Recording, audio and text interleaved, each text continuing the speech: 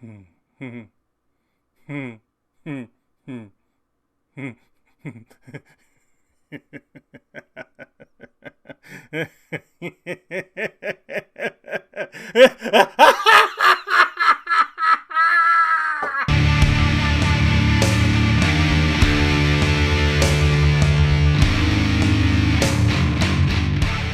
Hey everybody, what's going on? Welcome to an all-new Talkin Movies. As always, I'm your host, the real Geno Reynolds, and today I'm going to be talking about Joker, which is Joaquin Phoenix's take on the classic DC villain. I will warn you, at the end of this review, I am going to be talking spoilers, and the reason I'm going to be doing that is the issues I did have with this movie, I have to talk about them, and it's all spoilerific. So, I will say this, I'm not going to spoil anything before then. I will give you plenty of warning. What this movie is about is it's about a guy named Arthur Fleck, and we find out that he has spent time in a mental institution. He takes care of his mother, and he wants to be a stand-up comedian. Right now, he works for basically it's a clown company, and they do different jobs. The first job we see him do is he's a sign spinner for a company that's going out of business. He does kids parties, whatever they need him to do. And of course, he's in Gotham, and Gotham is they're saying how it's getting worse and worse there. And Thomas Wayne is talking about running for mayor of the city. And then there's a whole connection between Arthur Fleck and Thomas Wayne that I will not get into. We also learn that Fleck is a fan of this late night show whose host is Robert De Niro's character. It's basically like a Tonight Show or something like that, like a Johnny Carson. And he has dreams and kind of delusions of grandeur that this Murray Franklin, that is Robert De Niro's character, he imagines he's his dad and things like that. And Arthur's character, he doesn't have in him what makes him tick yet. He doesn't know. He doesn't feel happy. He doesn't feel complete. And it turns out, as we know, he's going to become the Joker, that violence is what is going to bring this out of him. Okay, first things first. Joaquin Phoenix in this is really good. See, a lot of people were afraid of this movie because they thought it was going to turn this villain into like a hero. And while I won't say he's a hero, they turn him into a symbol in a way. Because while the things he does ends up doing aren't heroic, it's who he does them to. That the right kind of people start to say, well, if this guy can stand up to the haves, it's the have-nots that that really flock to him with the actions he does. And I will say this: a lot of people are afraid that this movie's going to be really violent and there's going to be tons of death and all this stuff. There's not. Not a lot of people die in this movie, and the violence comes at a slow burn. For the character of Arthur Fleck. It's basically, it follows him as he's learning more and more about himself and how the chaos that keeps growing in Gotham is starting to have an effect on him and what it does to him. And Joaquin Phoenix, you got to remember, the Joker, yes, he does evil stuff, but the Joker is sick. He is mentally deranged. And that's how they play this character, because they don't exactly say why he went into the mental institution at the first. They just say he had been there. And they don't really reveal it. I mean, they reveal some things about his past, but they don't reveal exactly why he was in there. He's just like, he just kind of plays it off. And he almost at times he says he feels more comfortable in the mental institution. And this character is, I don't want to call him a ticking time bomb because he's not, he's just like, it's getting worse out there. It's getting worse out there. And he gets beat down, a couple times during the movie, once right at the very first. You've seen it in the trailer where he gets hit with the sign he's spinning and gets the crap kicked out of him. And you're watching it slowly just take its toll on him. And as these things are happening to him, and then he does something about it, he starts to realize that these actions are what are going to complete him. He doesn't see himself as a hero or anything. There's a part in the movie where he says, they're saying you're trying to start this movement or whatever. He goes, no, that's not it. He goes, I'm just, this is who I am now. I finally realized who I am. But still, he is influencing, again, these have-nots to stand up to the haves. And they do have...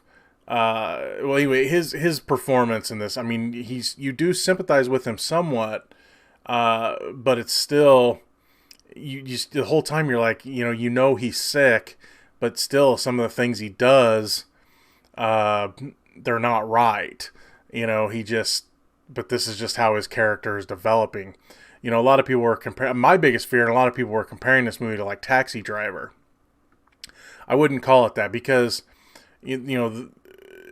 Fleck is not going after, he's just like, I'm going to go after these criminals because they're bad people. No, the people he kills first, it plays into the story, and these people aren't necessarily evil people, but some people see them as like the haves.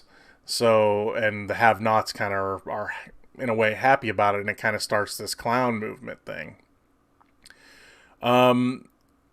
He also gets in a relationship with Zazie Beetz' character, who lives down the hall in his apartment building from him.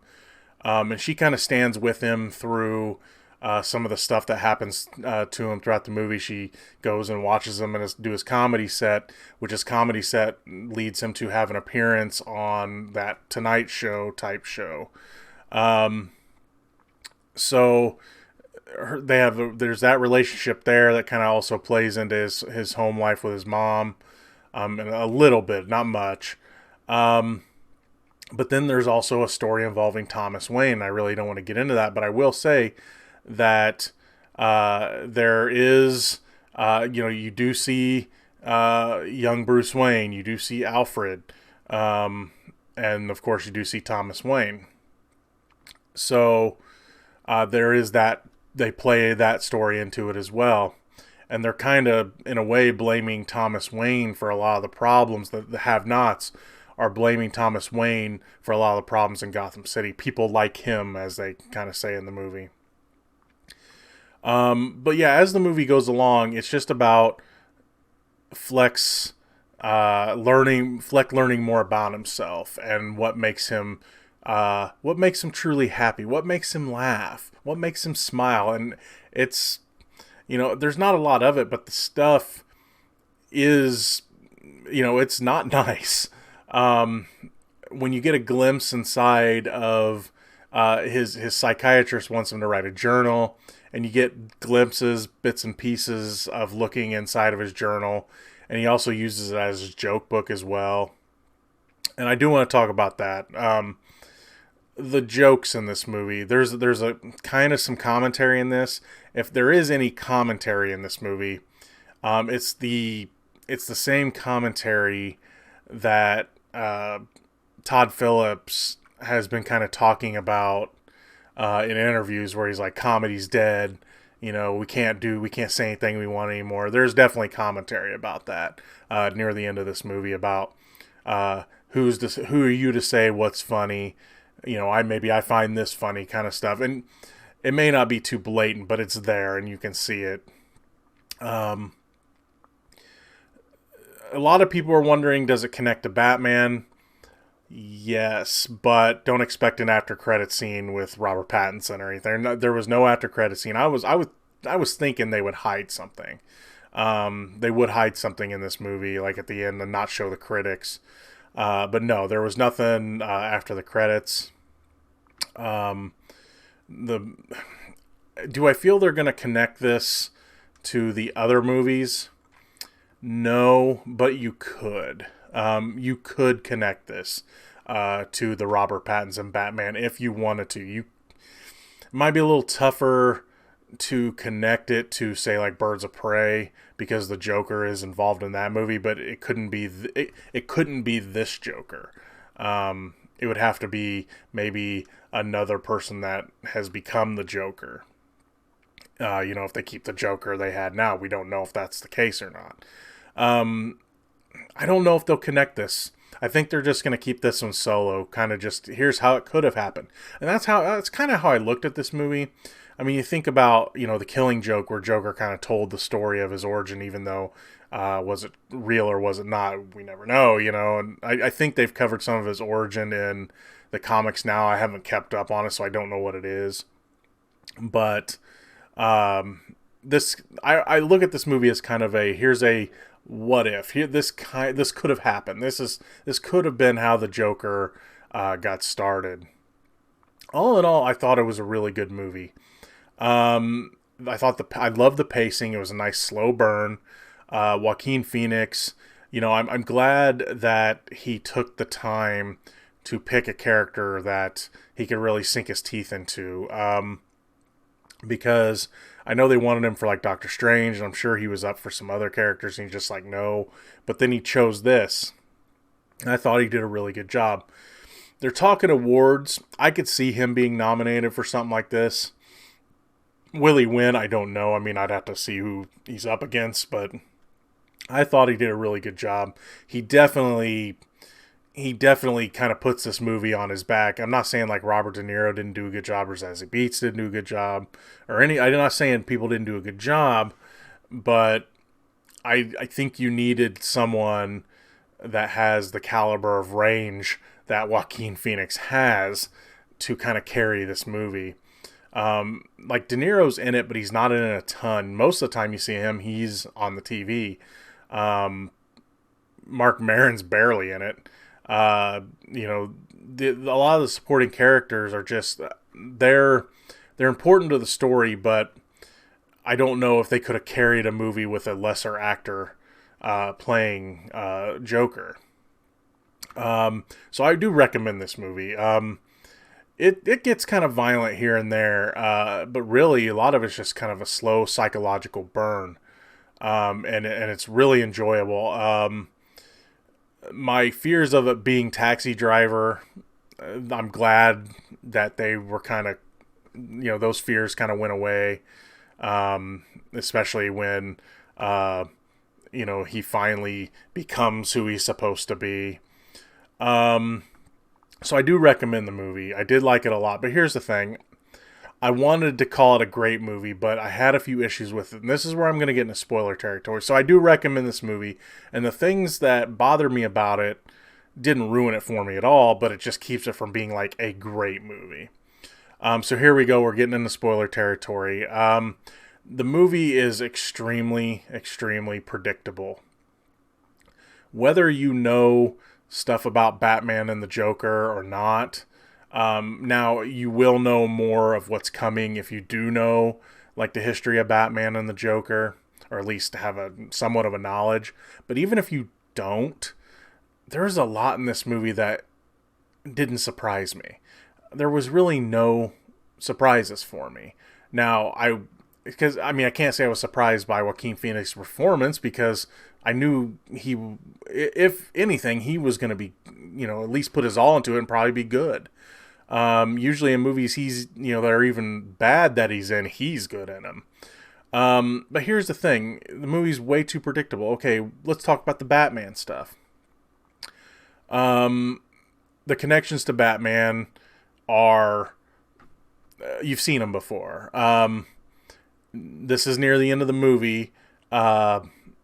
You get you see the theater, and there's the Zorro movie, and Thomas and his wife and Bruce come out, and it happens. So it happens, and you see it. You knew it was coming. I don't know if I feel like they felt they had to put that in there, or if it was always the plan. Like maybe Warner Brothers said we need that in there or something in case they want to connect it maybe to the Pattinson movie. But it's there. Again, it's fine. I like how they fit it in. It made sense. But it was just I knew it was coming. There was no way it wasn't going to happen. Just anybody Joker killed, it wasn't never a surprise. You kind of knew it was coming. Granted, the scenes are great, and I'm glad they happened because it really makes this movie work. They're not bad scenes. It's just they were predictable, and I saw them coming. But the big one, I understand why they put the character Zazie Beetz' character in there. I understand why they did it, because they wanted to show some of Fleck's delusion, and it works. But there was no point in time, 100% of the time, I knew their relationship was not real. I knew that she did live down from him, because when he meets her the first time, it's real. But then all of a sudden, the way they get together told me that it wasn't real.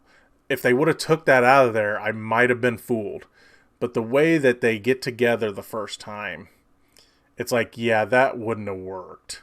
But then a little bit before that, he's like following her, and she's kind of cool about it. And it's like no one would react like that. And then all the times they're together in the movie, or most of the other times they're together in the movie, I'm like, she's not there. He's imagining it because he thinks there's something there.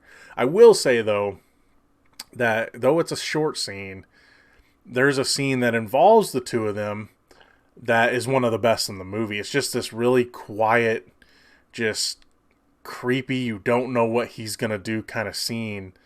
And it was really good. So I'm kind of glad the other stuff was in there, because then if they weren't, this scene couldn't be. But it was just the whole thing of her supposed to being real. All I can think of is, I'm like, Sixth Sense. It's like she ain't there. He's imagining it. And I guess that wouldn't be Sixth Sense because that'd be a ghost. But yeah, just the whole thing. There was nothing in this movie that was unpredictable for me. That was a big problem for me. Again, it does not ruin this movie.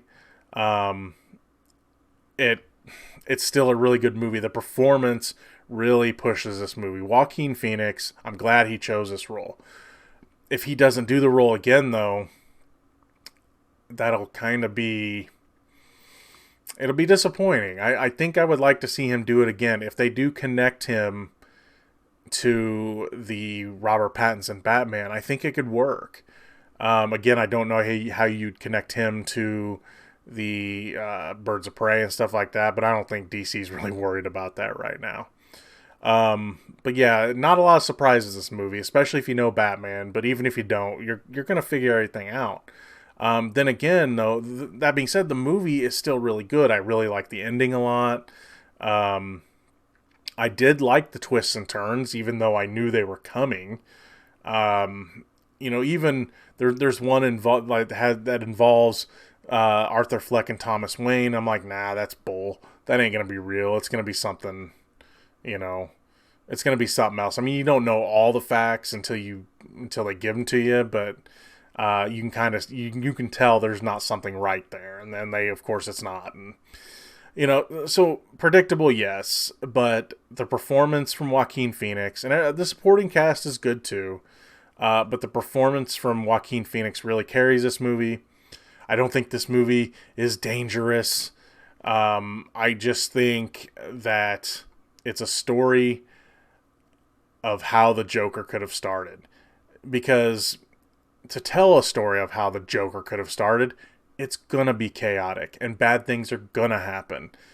And that's what this movie is. Bad things happening that turns someone that is sick, it turns on that switch that pushes them way over the edge. And I thought this was a really good movie. I wanted it to be great, but it is still really good. So definitely check out Joker. That's going to be all for this edition of Talkin Movies. If you like what you've heard here, please subscribe to the Real Geno YouTube channel. Like this video. If you have anything to say about Joker, please feel free to leave a comment in the section below. Till next time, I'm your host, the Real Geno, Geno Reynolds, and let's put a smile on that face.